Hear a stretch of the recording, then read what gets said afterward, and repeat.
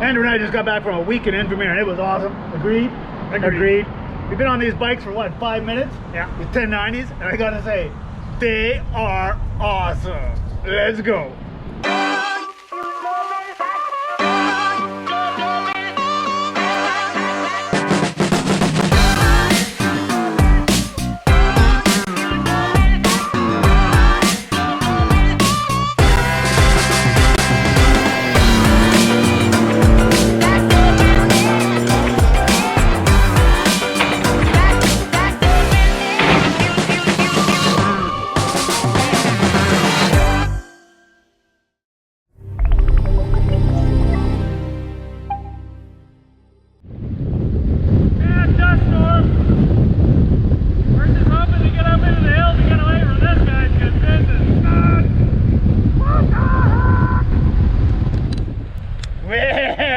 Interesting little storm we just went through. What?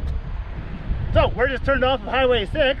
Behind us, we're headed up into the hills. We're going to go over the hill into lake country, come up along Okanagan Lake. It's an easy ride, eh? Like difficulty 2, 1, 2. It's gravel, but it's great to get these big ponies out, put them in sport mode, traction control, bye-bye, and go dress some corners. Let's do it. All right. This is a great ride, guys, to just work on your cornering. Lots of nice corners like this. Come and get some practice in. Nothing too technical. Lots of stuff to play on. Pretty easy going. Overall, nice scenic road.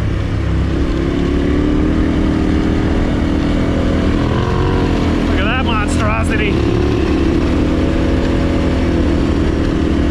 We've been having a lot of fun in those 501s. They are a blast. And I'd actually started asking myself, when would I get on this big fat thing? Well, you know what? Whenever I want, because this thing is so awesome. I forgot how much fun these big fatties are to ride. They're packed full of power, super plush, and they're a whole new challenge just to keep her straight. Woo! Just like that. Oh, rocks in the face. So most of our rides, even if they're easy going, we tell you guys that, you know, there's a couple of cruxy spots, or there's a few spots that are going to really test you. This one, not so much. Think about it this way. You come for the first day or two, you take a bit of a beating at the gathering, and you're looking for some reprieve. This is still a really nice ride, and there's very little chance of you dumping your bike. This one's so nice and smooth, I'd even throw my mom in the back for this one, boys and girls. You get some nice views. Like this. Down over the valley, very nice. It is so hot today too, guys. It's up around 37. It's actually cooling off, if you can imagine that. And I'd say about the hottest we've ever donned the armor in. But as we climb, we just continue to see that temperature drop. The breeze is starting to feel pretty nice. It's a nice reprieve from the heat of the valley. So what does it feel like to take the horsepower of a Honda Civic and jam it into a dirt bike? Feels good. Frisky. Oh, she likes to break loose. Smash it! Yeah, there it is. Woo! What a couple of kids. Here's a spot for you for a snack time, guys. King Edward Lake. It's pretty. It's a nice spot to come, have a pause, have a snack, take a look at the water, see if there's any wildlife kicking around. There's some wildlife right there. Look at that wild thing. He's an animal. Little highlands out there. Protect yourself from the bears.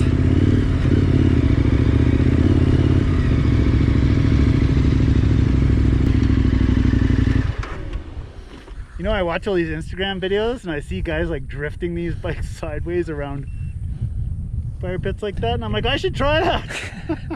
Do it. I'll film it. Last video. I'll film it. Insta-gib. Insta-gib. Hey guys, I just shot a quick video for Instagram showing a little bit about what Scott and I and the gang do for our day jobs. We have a lot of fun there too. Just check it out. So what kind of things can we do with the DAT Spark when we're working in an offline environment? We can initiate tasks, which in our world are to-do list items, or corrective actions. We can submit an anything form, which is, as the title would allude, any type of digital form you want to create in DATS. Initiate first aid records, investigations, conduct inspections on our assets or observations on our workforce. You can access your mobile library as well, which is an offline library from your document library in DATS. Conduct on-the-job training or final competency assessments on your workforce. Initiate new projects that you want to track, and even those new assets you might stumble across while you're out in the field. There's not a lot you can't do with the DAT Spark, and it's all being conducted offline, stored remotely on this device, and then synced with the mothership when you're back into connectivity. Any questions at all, drop us a line. We'd love to chat. So I just decided on some characteristics of this big bike, guys.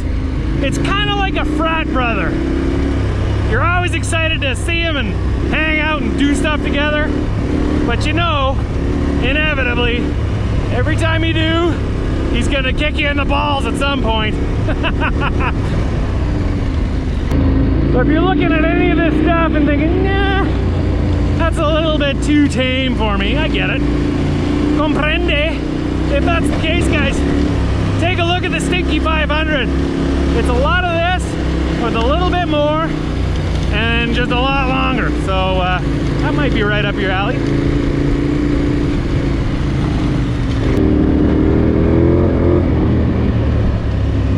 Ooh, we're making this one a hot lap, guys. Good times. Yeah, jump that elephant. What you doing? My tire pressure was feeling a bit low. I noticed it when I left home. I checked it, it was 21 before we left. I'm like, yeah, it's a little low, but I'll be fine. It felt a little low on the road, and it felt low when going through some of those potholes back there. A little smashy, so I grabbed this guy. He's out of here. It's made by MicroStart. Oh, I didn't even realize that. They make those battery bank things that we rely on quite heavily in the winter. So let's go add a little tire pressure. Let's do that. It's a really slick unit. Like oops, step on the glove. It's really light. Packs down small enough. And I think it's gonna go fairly fast. Take that one off, put this one on. These brakes are always in the way. Hey, they're so big. With the big party engine, you gotta have the big brakes. You've got big brakes, mister. My, what big brakes you have. Okay. I think that's on there. Okay, I'm gonna push go. Only takes a couple minutes.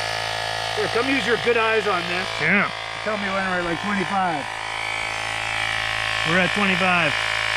Just like that. Just look at that. He's so fast and efficient. That's all. That's it, guys. So the bike is feeling a little better with a bit more air in the tire. I did check it before I left today. It was at 20. And when we went to jam air into it tonight, it was at 15. That's a little light for an elephant. So now I think we're around 24 pounds. And it's feeling nice.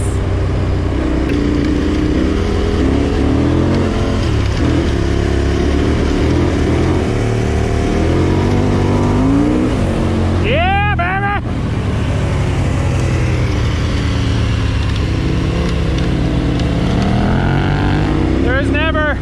You're never in a spot on this bike where you're like, I wish I had a bit more. Doesn't happen. Woo!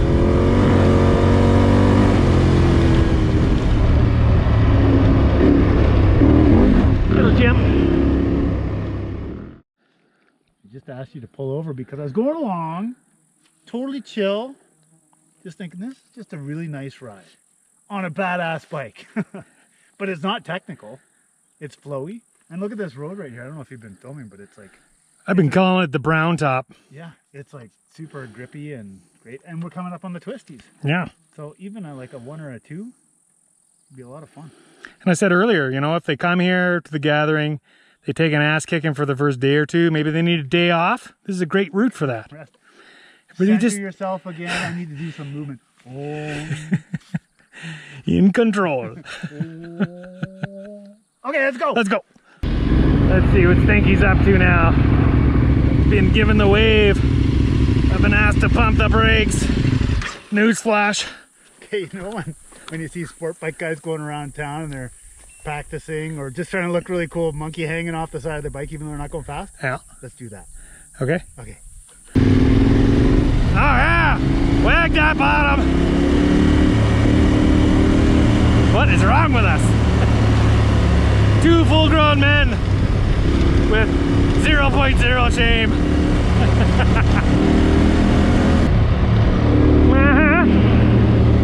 Yes! Here it comes! Oh, foot off! 10 out of 10, folks! That's a 10 out of 10! Oh, he's down into the attack position.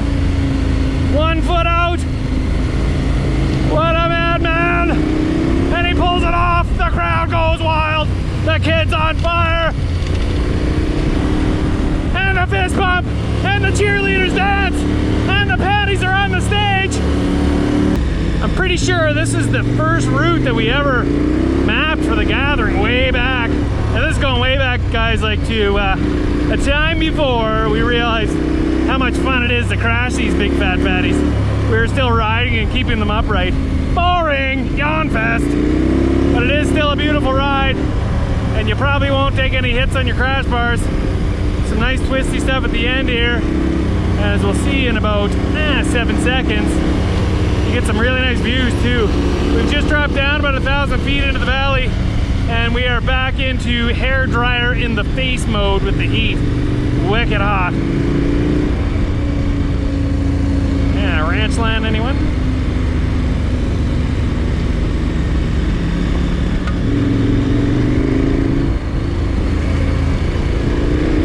So there you have it, folks. King Eddie into lake country. Nice ride, easy going. Bring your mother, it'll be fine. If you like what you saw here today, and you're feeling like maybe coming and hanging out with us, book off the 3rd week of September. Come on down, Vernon, British Columbia. We'll put a smile on your face. That's a wrap! This little burg is called Okanagan Center. It's a pretty neat little spot right on the lake, quiet little community. Everybody just trying to punch out, go for a swim.